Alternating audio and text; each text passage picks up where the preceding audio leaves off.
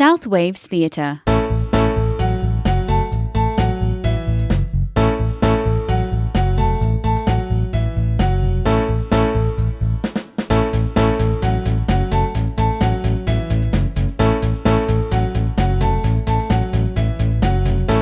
My guest on this edition of SouthWaves Theatre is a performer who was thrust into the spotlight in 2007 after winning a TV talent show to play the iconic role of Joseph in the West End, and has appeared in many classic musicals such as Wicked, Legally Blonde, Chitty Chitty Bang Bang, just to name a few, as well as roles in Casualty and Holby City on the TV. I am, of course, talking about Lee Mead, a performer who's coming to the Capitol Theatre in Horsham on Sunday the 24th of March for the show Lee Mead, My Story. So Lee, how did the show come about? Well, the show came about, Jamie, just over 10 years ago, after winning the Joseph competition. I got offered a book deal, to talk about my life story. And I thought, well, I'm only 25, 26, and not much has happened work-wise, really, up until that point. Even though I had this amazing experience of winning the sort of Joseph competition and playing it in the West End. So I actually declined on the book deal and thought it'd be nice to write that book, hopefully, in a few years' time, in my 60s and 70s, and touch wood when I've had a nice long career. So this tour came from that, really.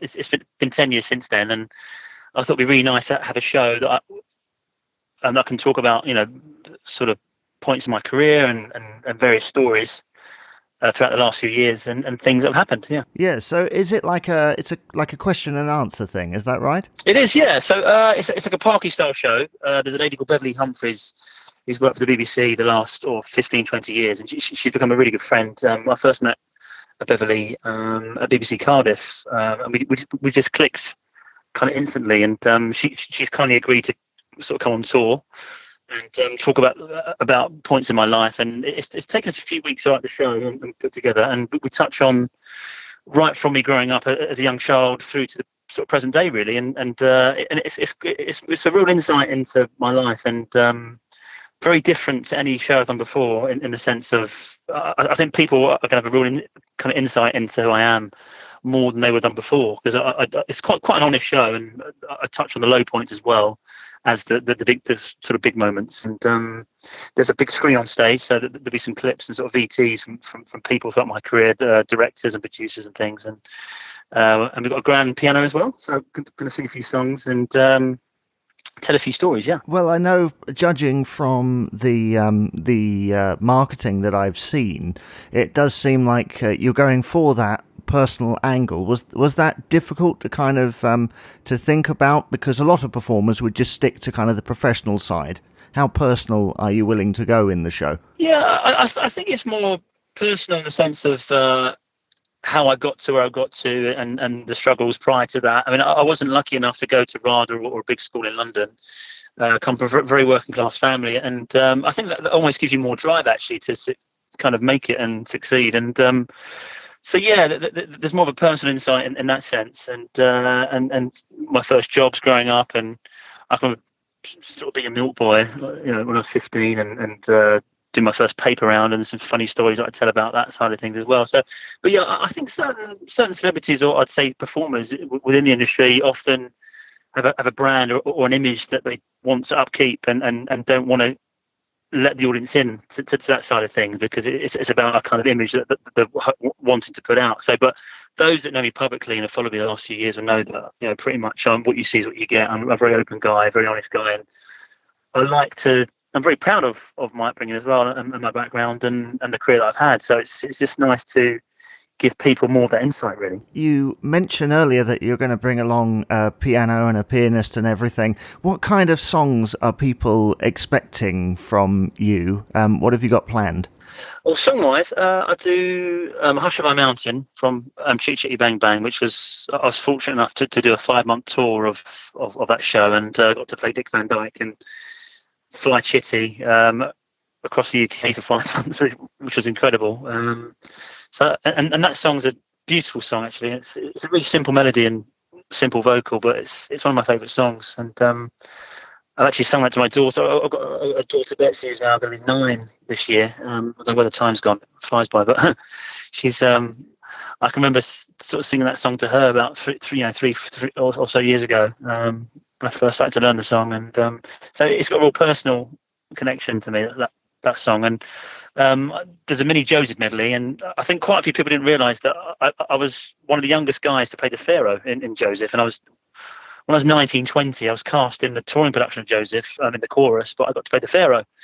And so there's a little section where I sing the Pharaoh song, and Anything Will Do as well, and Close Every Door. But yeah, it was quite a fun time, that job. Well, yes, and you mentioned that you've been in so many different productions.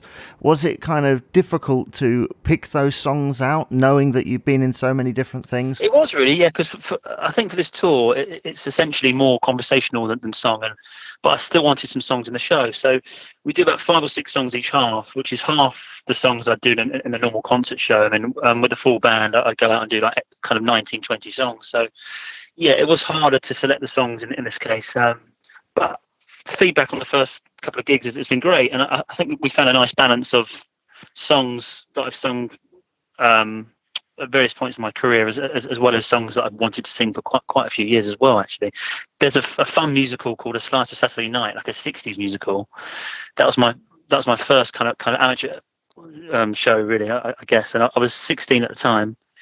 And I played this character called Rick, and the song was called 17 and Never Done It. And it's about this young lad. The whole show essentially is about these young kids finding their way in the world and sort of wanting to lose their virginity as well. And the song 17 is it's a really funny song, very, very witty, and it's quite tongue in cheek, but it's about that really. And the first 2 gigs of the tour, people were just really laughing, and sort of having quite a lot of fun with that song. So. I sing that number as well, and Pure Imagination from Charlie and the Chocolate Factory, which is we do a sort of jazz version of that. And again, that song very much, we link it in the show by saying that being a young lad myself, growing up and having these images and dreams of doing different things and using imagination to invent these characters as a young boy, that really links into the show quite well. So.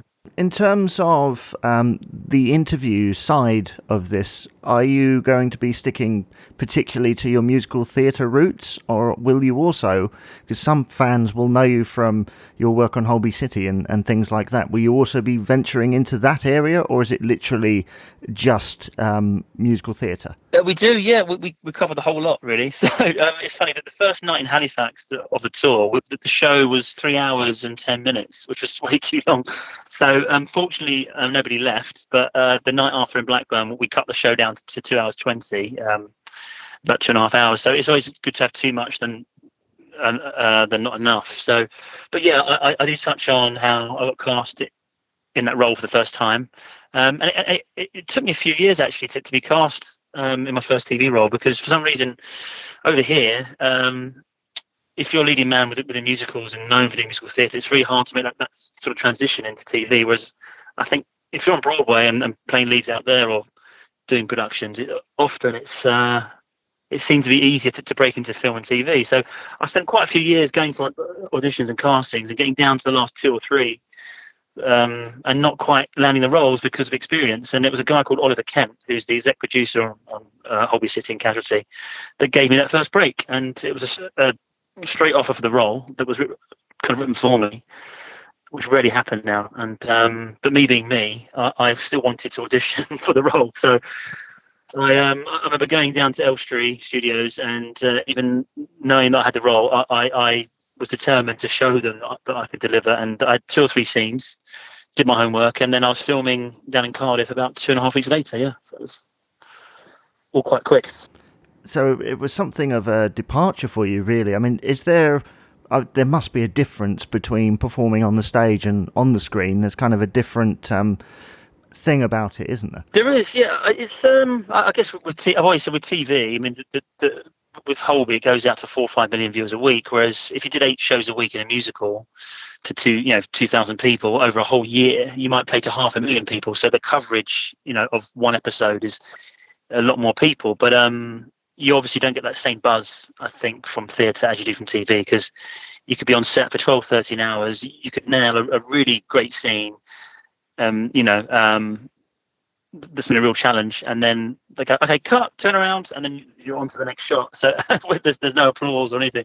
So with theatre, you don't get that instant kind of buzz of the audience and the applause, obviously. But it's kind of why it's nice to balance the two. Really, I feel very lucky now that I can do both. Well, yeah, which is a very fortunate thing. Talking about this tour that you're currently doing, I notice from social media you've got quite a following. Do you find that you're looking out into the audience and seeing the same people? Often, yes. I do. There's a group called the Loppies, which I'm quite embarrassed to say, called the Lee Obsessed People, which it stands for, which is quite funny. But they've been following me the last 10 years, and I'd say there's a good 200 or 300 of them, and most of them are there every gig, and they really support me and have been amazing the last few years. And like any artist, it's great to have that hardcore fan base that support you throughout your gigs and shows and the things that you do. So, but in terms of social media, I'm on Twitter, but to be honest, Jamie, it's something that I've been adapting to myself, really, because we live in a very social media kind of time now with Instagram and Facebook. And on a personal note with me, I'm always told by my PR people, you should be on Instagram and doing this more and that more, but you'd spend all day just on social media. So I do Twitter, which is great to let people know what's happening. I'm on Facebook as well, but generally, I'm not one for being on my phone, sending messages every 5 minutes, because I wouldn't get anything done, really. Well, no, but the only thing I can say really is that it obviously works, because you've got, as you say, you've got a big fan contingent out there. Is there anything that you'd like to do in the future that you've not yet done? Have you got any other ambitions? Because you've done so many different things, ticked so many different boxes. Is there anything that you'd like to do? Oh, there's so many things. Yeah, I think I'm always, my brain is always thinking ahead and planning and thinking of new things to do and new challenges. And I'm really happy playing Lofty at the moment. I think it's a great role. It's very rare that as an actor you have a chance to have your own character in a primetime show, and I'm really happy there. But going in the future, it would be nice one day to do a TV drama, like a 4 or 5 part drama or something. I play a different character. I'm sort of producing my own tours now, so I'd love to produce some plays going forward. There's a theatre in Essex called the Civic Theatre, Chelmsford, and I've just been offered a kind of artistic director position there as such, and we're hoping to start very small and build up plays and kind of in-house productions that we can take out on tour. So the sort of producing side of it, after almost 20 years experience, it would be nice to sort of bring that to the theatre and I guess explore that side of things really as well. So fingers crossed. Yeah. Yes. Right. So wrapping up, what I normally ask as well, just before we finish the interview, if somebody was thinking about coming to this tour at any of the dates across the country, what would you say to them if they were a little bit unsure? Well, it's just a lovely evening, really. It's a nice evening, sort of evening of song. And as I said at the start of the interview, more than anything, it's a different to any tour I've done before, and it gives people more of an insight into who I am and my life and career, from being a young boy right up until now, at the age of 37, and a lot's happened on the way. And you're in for a great evening. Well, I certainly do wish you the best of luck with it. It sounds really, really interesting. And thank you so much for being on this edition, Lee, and all the best. And if you want to go and see Lee Mead, My Story, you can see him at the Capitol Theatre in Horsham on Sunday the 24th of March. Tickets are available now. Thank you so much, Lee, for coming on. Thanks, Jamie. Thank you so much. Thank you, and thank you to our listeners out there for listening to the SouthWaves Theatre Podcast, a SouthWaves audio production.